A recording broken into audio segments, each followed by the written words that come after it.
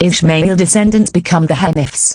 The Hanif gods were viewed as protectors of spirits, being associated with sacred trees, stones, springs and wells. They were regarded as idols.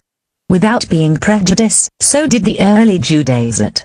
Aside from these gods, the Arabs shared a common belief in a supreme deity called Allah, literally translated as the God, who was remote from their everyday concerns. Muhammad himself was a Hanif and one of the descendants of Ishmael, son of Abraham. In the early 600s Muhammad reforms Islam and forbade worshipping idols. Allah was now the only Islamic God.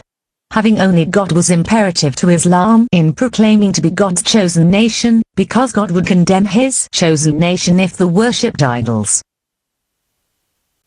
Isaac had twin sons, Esau and Jacob. The twins were doomed before birth that would lead to eternal accusation in a struggle between two nations. Esau's descendants became the Edomites, whom settled south of Judea. Esau married Basemath. She was a descendant of Ishmael. With this new bastard bloodline between Islam and Judaism, Esau would become the patriarch of the Gentiles and later Christians. Jacob had 12 sons, one of them was Levi, and he was the ancestors of the Levites. The Levites became the high priests of God's chosen nation. Moses and his brother, Aaron, were also Levites. Descendants of the Levite dynasty in the ancient world included Miriam, King Samuel, the prophet Ezekiel, the prophet Malachi, John the Baptist, the apostles Mark, Matthew and Barnabas. The remainder of the Old Testament was brutal, and there were 2.2 million brutal fatalities with the grace of God. Invading Jerusalem became a death wish, contesting who was God's chosen nation.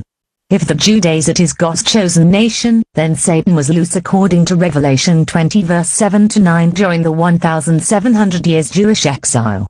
If Islam was God's chosen nation, Satan was loosed during their 1360 exile from Jerusalem.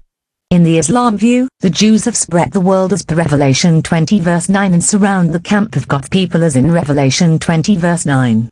Today the Jews worship God on outside at the remains of the west wall of the Temple Mount. In the modern Western view, it was Islam whom has spread the world and surrounded the camp as in Revelation 20 verse 9. This massacre around the Temple Mount would continue and reach a climax during the Christian Crusades in the 1100s after Christ.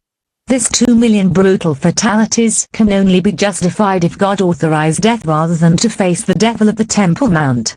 That meant that God's chosen nation would be cursed to contain to the devil in the holiest place, the Temple Mount.